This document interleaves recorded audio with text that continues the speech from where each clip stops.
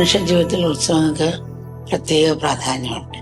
നമ്മുടെ ജീവിതത്തിൽ പകർത്തേണ്ട ഉദാത്തമായ മൂല്യങ്ങളുടെ സന്ദേശവുമായാണ് ഉത്സവങ്ങൾ വന്നെത്തുന്നത്. ബാഹ്യമായ ആഘോഷങ്ങൾക്കപ്പുറം അവ നൽകുന്ന ആത്മീയ സന്ദേശം നമ്മുടെ ഹൃദയങ്ങളെ തട്ടി ഉണർത്തണം.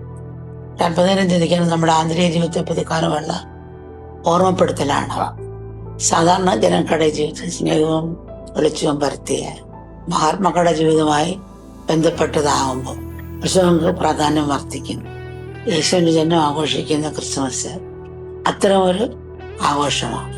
ക്രിസ്മസ് സ്നേഹത്തിന്റെയും സന്തോഷത്തിന്റെയും കാരുണ്യത്തിന്റെയും ഉത്സവമാണ്. എന്നാൽ സ്നേഹം, സന്തോഷം, കാരുണ്യം എന്നിവ മാമ്പഴം പോലെ ഒരു പ്രത്യേക സീസണിൽ ഉണ്ടാകുന്നവയല്ല. അവയെ എല്ലാ കാലത്തും ഉൾക്കൊള്ളാനും അനുഭവിക്കാനും കഴിയണം. നമ്മൾ പൊതുവെ മറക്കാൻ ഇഷ്ടപ്പെടുന്ന അത്തരം മൂല്യങ്ങളെ കുറിച്ച് നമ്മൾ ഓർമ്മിപ്പിക്കുകയാണ് ഉത്സവങ്ങൾ ചെയ്യുന്നത്.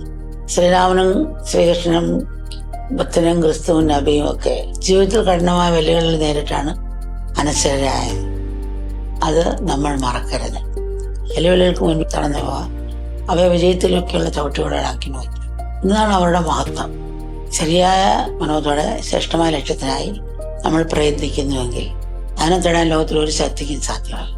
അതാണ് അവരുടെ ജീവിതം നമുക്ക് കാണിച്ചു തരുന്നത്. അതുകൊണ്ട് ആയിരക്കണക്കിന് വർഷങ്ങൾ കഴിഞ്ഞിട്ട് അവരുടെ മാതൃക നമുക്ക് ശക്തിയും പ്രചോദനവും പകർന്നുകൊണ്ടിരിക്കുന്നത്.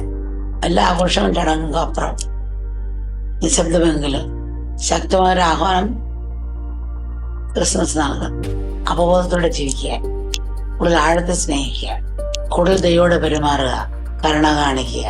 വിമർശനത്തിന് പകരം ക്ഷമയും, ഉദാസീനതയ്ക്ക് പകരം കാരുണ്യവും, നിരാശയ്ക്ക് പകരം പ്രത്യാശയും ആ വാക്കിലും നോക്കിലും പ്രവൃത്തിയിലും പ്രതിഫലിക്കുമ്പോൾ നന്മയുടെ വെളിച്ചത്തിന്റെ പ്രഭയത് മഹാത്മാക്കളുടെ ജീവിതം നമ്മുടെ മനസ്സിനെ നവീകരിക്കുകയും നമ്മെ സമാധാനത്തിന് സന്ദേശവാഹകർ ആക്കട്ടെ.